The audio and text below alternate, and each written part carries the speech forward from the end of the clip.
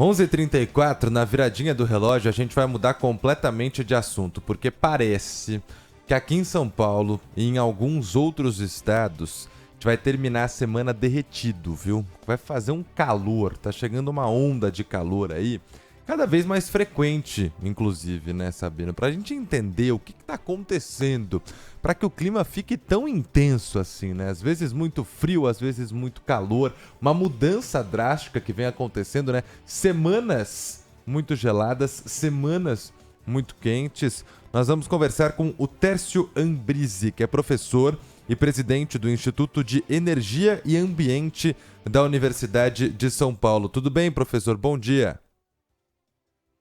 Oi, bom dia. Bom dia a todos. Bom dia, professor. O que está acontecendo, hein, Bom professor? dia. Porque a gente não consegue mais entender por que uma semana é tão quente, a outra é tão gelada, essas mudanças tão drásticas no clima. Aliás, deixa eu só citar um exemplo aqui. Provavelmente não tenha nada a ver com isso, mas Aham. só uma curiosidade. Ontem estava um calor infernal, né, em São Paulo. Calor forte e tal. Bom, aí eu fui para uma reunião na região do ABC e saí da reunião no final da tarde. Rapaz, estava batendo um vento frio ali que eu fiquei com frio, Hoje viu? eu saí de casa umas 6h15 da manhã, tava um frio. Eu falei, meu Deus do céu, o que aconteceu de ontem para hoje? Mas acho que isso não tem nada a ver. Vamos voltar à Oi. pergunta do Lupato, professor. Desculpa, obrigado. Não, tranquilo, Marco. Bom, na verdade, nós temos uma memória muito curta, tempo e clima, né? Você não lembra exatamente o que aconteceu semana passada, está muito mais presente nos dias de hoje, o que está acontecendo hoje. Ah, não, essa parte. Você acha que tá com um probleminha aí, né, no áudio do professor, mas ele falava de memória curta, Sabino.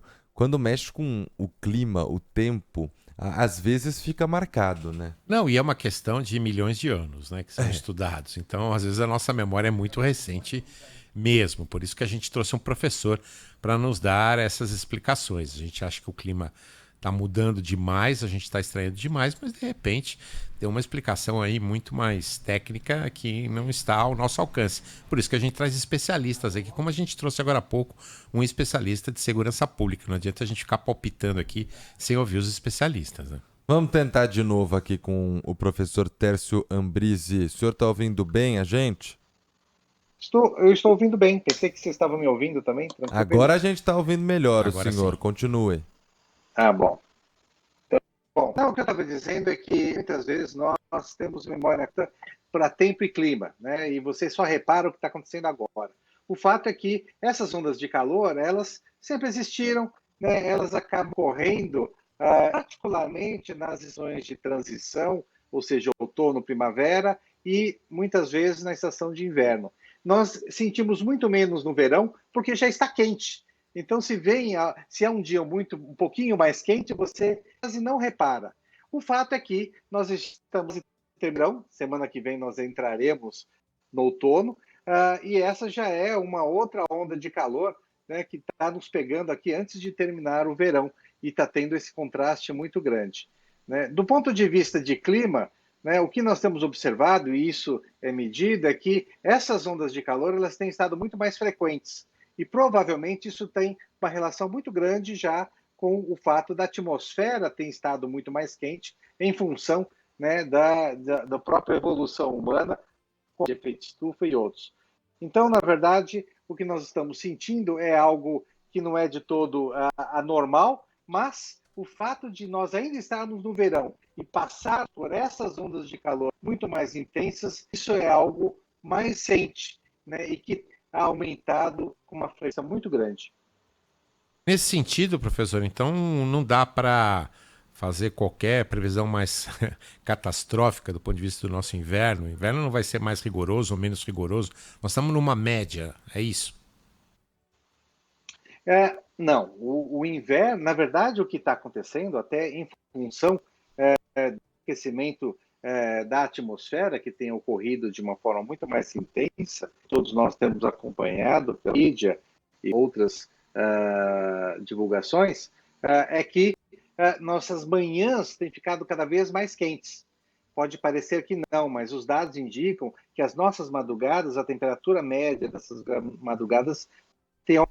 E como você tem aumentado também essas ondas de calor, você tem aumentado também a temperatura ao longo do dia e aquela temperatura máxima. Então, para esse inverno, onde você provavelmente não vai ter algum evento significativo, né? Nós estamos aí com aquele evento do El Niño, aquelas águas quentes do Pacífico que estão desaparecendo e provavelmente vai dar origem a um outro sistema, né, fenômeno chamado Laninha. Ela ainda não vai ter força suficiente para estar influenciando no inverno, provavelmente mais para o fim do ano. Dessa forma, né, o nosso inverno, em princípio, vai ser típico. Só que dentro desse típico, nós estamos cada vez mais ondas de calor e cada vez mais temperaturas mais altas de manhã e no final da tarde. E com isso a gente acaba sentindo muito mais um inverno muito mais quente do que eventualmente a gente estava acostumado. Interessante, quer dizer, vai ser um inverno de temperaturas amenas ou altas durante o dia e temperaturas mais baixas à noite, amplitude térmica maior, é isso? Isso exatamente. Por quê? Isso ocorre muito, particularmente até no inverno, porque quando você tem menos umidade, você tem menos nuvens, de noite a superfície costuma ter calor. Então você esfria, né, de baixo para cima. Né? Tanto é que a famosa geada, né, não é que ela cai, é que, na verdade, você resfria o chão muito mais intensamente do que o ar que está acima. E, portanto, você acaba tendo temperaturas mais baixas. Né? E, às vezes, com a passagem de algum sistema frontal, né, alguma frente fria, os ventos giram ali na costa brasileira, né, na costa do sul, particularmente em São Paulo, e você tem vento muito mais frio vindo do oceano aqui na nossa direção. É por isso que quando você disse que saiu da região e estava mais frio no final da tarde, é essa brisa que entra aqui em São Paulo no final da tarde, que já estávamos acostumados. Antigamente, grava. Hoje, por causa da bolha de calor, idade, né, essa umidade ela é fora, e, portanto, você até sente o frio, mas não sente mais a umidade. Está boa. Podemos tentar, Guilherme Oliveira, o contato com o professor por telefone, porque o que ele está dizendo é interessante, inclusive explicando um pouco desse clima aqui na capital paulista, mas está cortando um pouco, acho que pode ser um problema na internet, professor que estava conosco aqui em áudio e vídeo. Mas o interessante, ele falando sobre um inverno talvez um pouco mais quente, é essa mistura das estações, sabe? A gente não tem mais, né? No Brasil nunca teve, né? Um inverno muito gelado, um verão sempre muito Sabe quente. que eu falo isso pra minha mulher, né? Eu morro de frio no inverno em São Paulo. E ela fala, você não sabe o que é inverno. Ela morou no exterior. Você não sabe o que é inverno, tira sarro e tal. Mas eu fico apavorado com o inverno de São Paulo.